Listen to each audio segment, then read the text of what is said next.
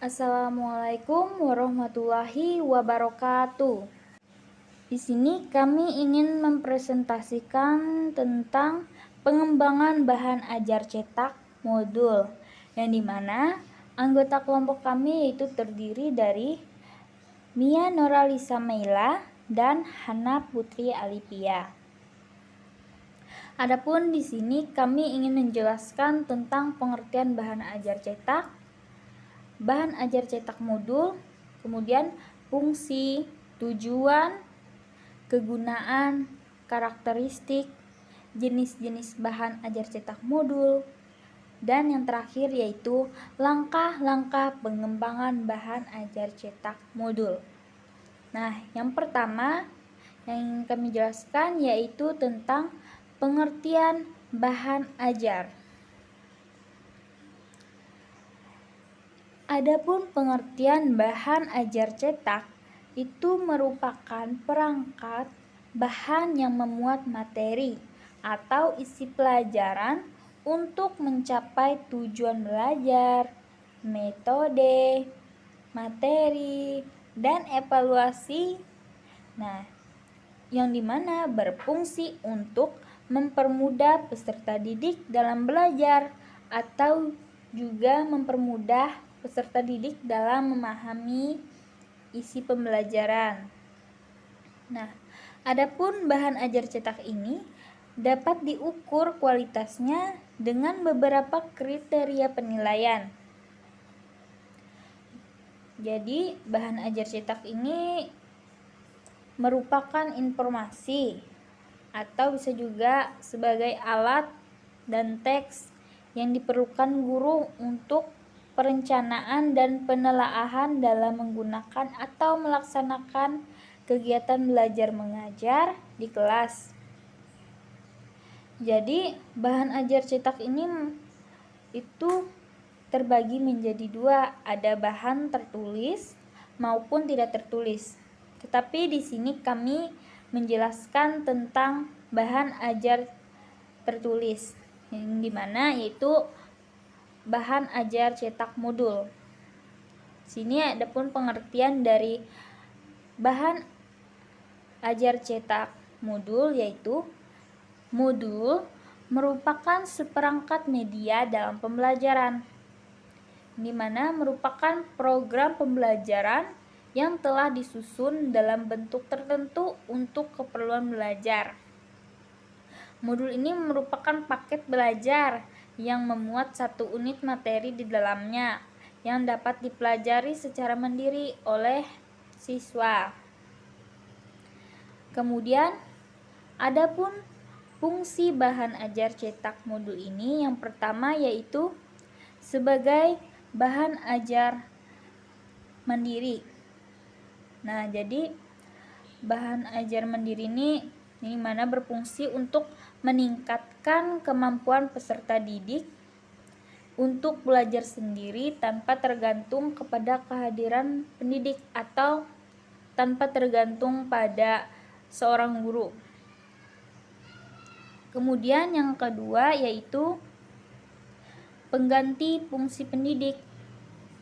Nah, jadi artinya yaitu modul ini sebagai bahan ajar yang harus menjelaskan materi pembelajaran dengan baik dan mudah dipahami oleh peserta didik. Yaitu yang dimana yaitu tadi sebagai pengganti fungsi pendidik atau guru. Kemudian yang ketiga yaitu sebagai bahan evaluasi. Jadi dengan menggunakan modul, peserta didik ini dituntut untuk mengukur dan menilai sendiri tingkat penguasanya terhadap materi yang dipelajari. Kemudian yang keempat yaitu sebagai bahan rujukan bagi peserta didik. Nah, kemudian adapun tujuan dari bahan ajar cetak modul ini yang dimana menurut Depdiknas tahun 2008 yang pertama yaitu memperjelas dan mempermudah penyajian pesan agar tidak terlalu bersifat verbal. Kemudian yang kedua yaitu mengatasi keterbatasan waktu, ruang, dan daya indera baik siswa maupun guru. Nah, kemudian yang ketiga, agar dapat digunakan secara tepat dan bervariasi, seperti untuk meningkatkan motivasi dan gairah belajar. Yang keempat, mengembangkan kemampuan dalam berinteraksi langsung dengan lingkungan dan sumber belajar lainnya. Kemudian yang terakhir yaitu memungkinkan siswa dapat mengukur dan mengevaluasi sendiri hasil belajarnya. Kemudian, adapun kegunaan bahan ajar cetak modul ini menurut Nasution menyampaikan manfaat atau kegunaan yang diperoleh dari penggunaan modul. Yang pertama, modul ini memberikan feedback yang banyak dan segera. Kemudian yang kedua, yaitu siswa dapat kesempatan untuk mencapai angka tertinggi dengan menguasai bahan pembelajaran secara tuntas. Kemudian pembelajaran yang membimbing siswa untuk mencapai sukses. Lalu pembelajaran yang membimbing siswa. Kemudian modul ini juga dapat disesuaikan dengan perbedaan siswa.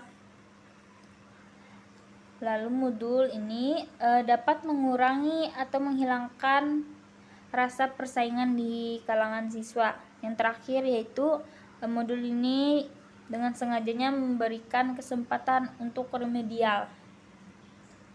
Kemudian selanjutnya karakteristik bahan ajar cetak modul.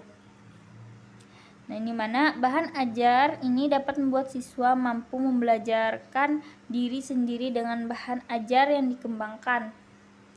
Kemudian yang kedua yaitu seluruh materi pelajaran dari satu unit kompetensi atau subkompetensi yang dipelajari terdapat di dalam satu bahan ajar secara utuh. Lalu adapun jenis-jenis bahan ajar cetak modul ini ada dua. Yang pertama yaitu bahan ajar yang tidak diproyeksi seperti foto, diagram, display, dan model. Kemudian yang kedua itu bahan ajar cetak ini diduplikatnya, misalnya handout, lembar kerja siswa, bahan belajar mandiri, bahan untuk belajar kelompok. Kemudian langkah-langkah pengembangan bahan ajar cetak modul ini yang pertama yaitu menetapkan strategi pembelajaran dan media. Kedua, mengembangkan perangkat penilaian. Yang ketiga yaitu memproduksi modul. Dan yang terakhir yaitu disusun berdasarkan desain yang telah ditetapkan.